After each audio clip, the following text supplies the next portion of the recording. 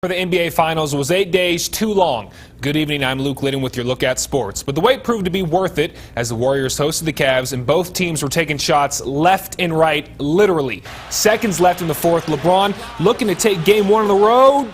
No good.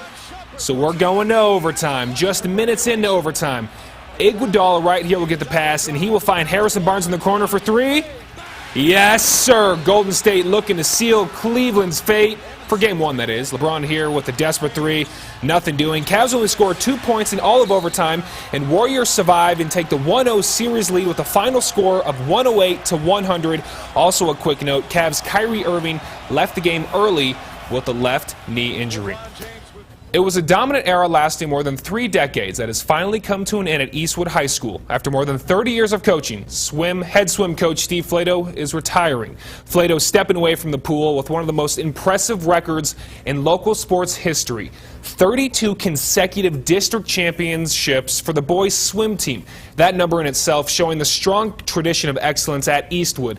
And it's also important to note Coronado head tennis coach Jerry Pippins is set to retire in the coming days as well. A pair of one of the most successful UIL coaches in their sports in El Paso history.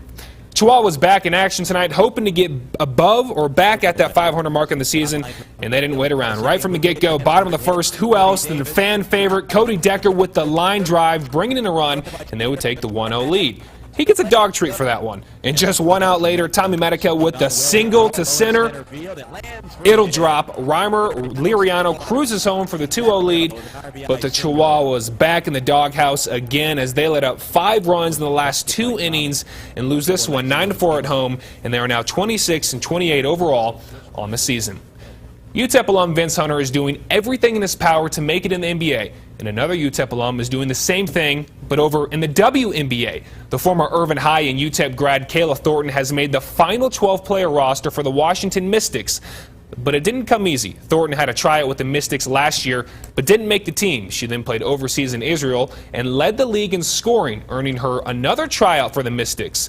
And this time, she proved to the coaches she is ready to make her mark in the WNBA. Congratulations.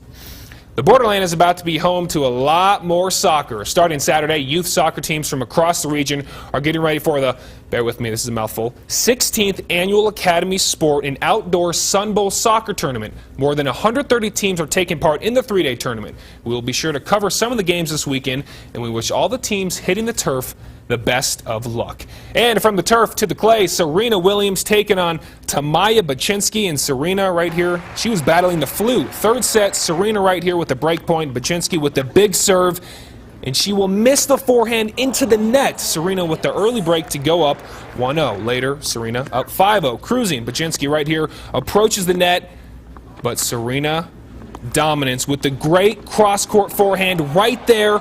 Serena wasn't just sick, but so was her performance. She will go on to win in 3 sets, 4-6, 6-3, 6-0. And take a look at this. The earth will indeed be flat in the Houston Astros outfield as the team announced that it will be getting rid of the signature Talls Hill after this season.